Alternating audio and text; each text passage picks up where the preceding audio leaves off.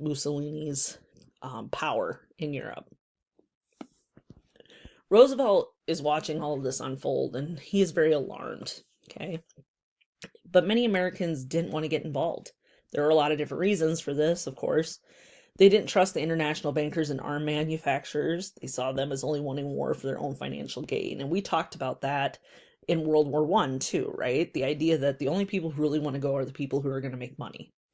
American Germans were also concerned about how badly they'd been treated during World War One and feared that'd happen again.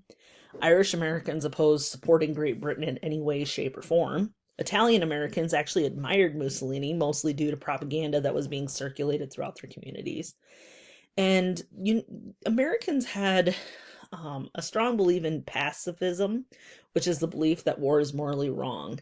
And this really appeals to young people at this time. And of course, people who see war as morally inept.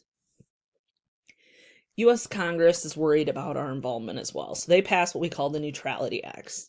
The first one is passed in 1935, and it banned the export of arms, ammunitions, and implements of war from the U.S. to any foreign nation at war.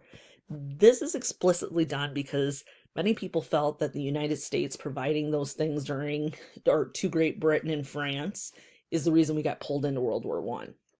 Roosevelt openly opposes this, but he ends up bowing to the pressure to remain neutral. This act is renewed and expanded in 1936 and 1937, and it actually expands and forbids United States citizens from traveling on ships owned by nations at war. It also barred the U.S. It also allowed the U.S. to bar any warring ships from entering U.S. waters. There was a compromise, and Roosevelt was able to get Congress to allow the U.S. to sell European nations materials and supplies. Not the actually completed ammunition and arms, but they would sell things like steel or gunpowder or things like that. European nations had to arrange to pick up the materials and they had to pay cash immediately. And this became known as cash and carry. And again, this is a belief that by allowing all the foreign countries to charge ammunition and things from us in World War I led to the Depression. Roosevelt made speeches stating that the U.S. would not be able to remain neutral, and eventually a time would come that they would need to support the democratic nations of Europe.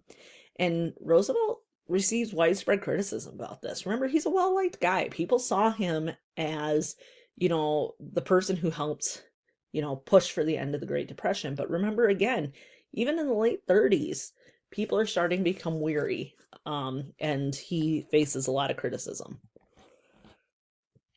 So war breaks out in Europe. Hitler's ultimate goal, again, remember, is to unite all the German-speaking people in a greater Germany, creating the Third Reich. So in 1936, he invaded the Rhineland. Okay, that, again, remember that piece of land French had gotten after World War I. And he met no opposition. In 1938, he annexes Austria. Again, met with little opposition. Great Britain and France tried this policy of appeasement, okay, which is a policy of making political compromises in order to avoid conflict. They sought to maintain peace at any cost, and actually a lot of British politicians felt that the Germans' grievances were pretty legitimate. Many Western leaders were concerned about the spread of communism more than fascism, and many saw Hitler as kind of a safeguard against Stalin and communism. And then in September of 1938, they annexed the Sudetenland in Czechoslovakia. Again, French, British, and Italian leaders meet with Germany, and they sign the Munich Agreement. So Hitler is allowed to keep the Sudetenland if he promised not to occupy more land in Czechoslovakia. Naively, British Prime Minister at the time goes back home and says, we've established peace in our time. But this is short-lived. In March 1939, Hitler invades the rest of Czechoslovakia. And the spark that ignites World War II happens on September 1st, 1939, when Germany invades Poland. In August 1939, Hitler and Stalin had signed a non-aggression pact, an agreement that neither country would take military action against the other for 10 years. It also included a secret section on how they planned to divide up Eastern Europe.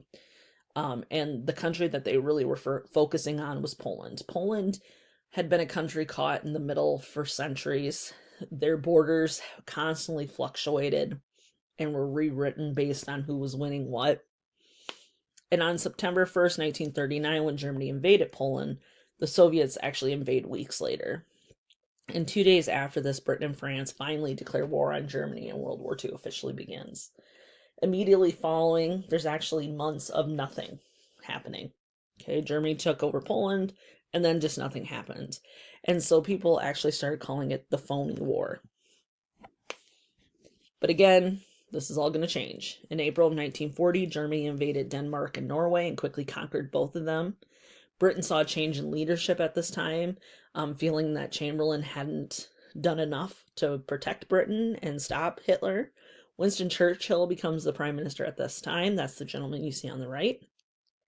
Germany continued their push through Belgium, Holland, and Luxembourg throughout the spring of 1940, quickly conquering those areas. And in June 1940, they actually seized Paris, and the French signed an armistice, and France ends up divided into two regions. One, the Germans would control, and the other, the French would control.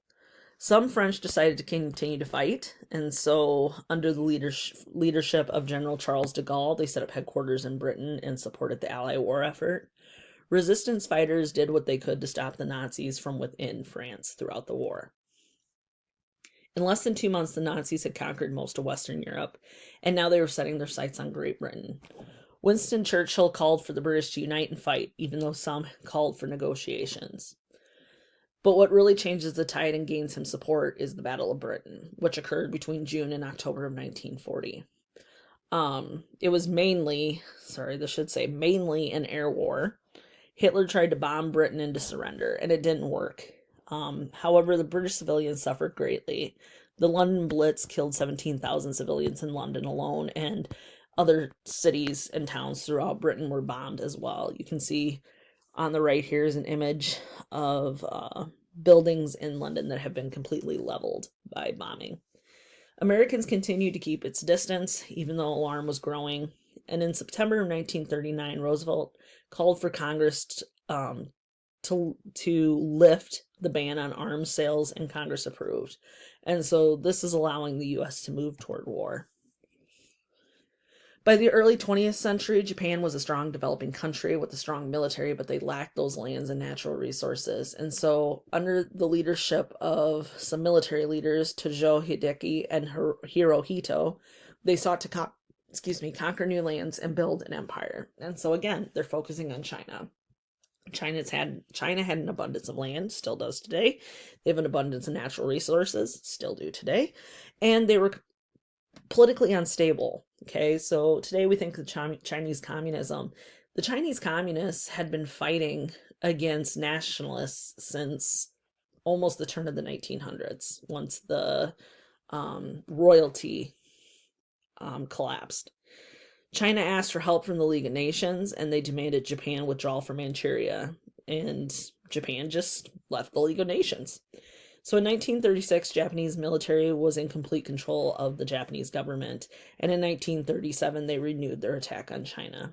Chinese opposing forces united to fight against Japan. So the communists and the nationalists all got together because they knew that if they didn't, Japan would conquer them.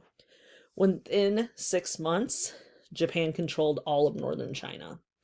And so a conference is held in Brussels. It's called the Brussels Conference. 18 nations met to demand that Japan stop its aggression in the Pacific, and it had very little effect. There was no way for them to enforce it.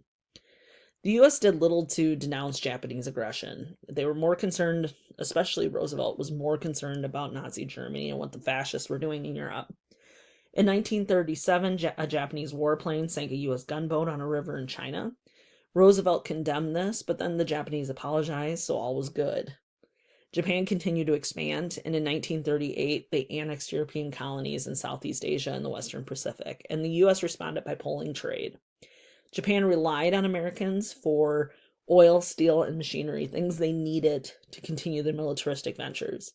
And in May 1940, Roosevelt ends up moving the headquarters of the U.S. Pacific Fleet from San Diego to Pearl Harbor, Hawaii, hoping to keep a closer watch on what Japan is up to.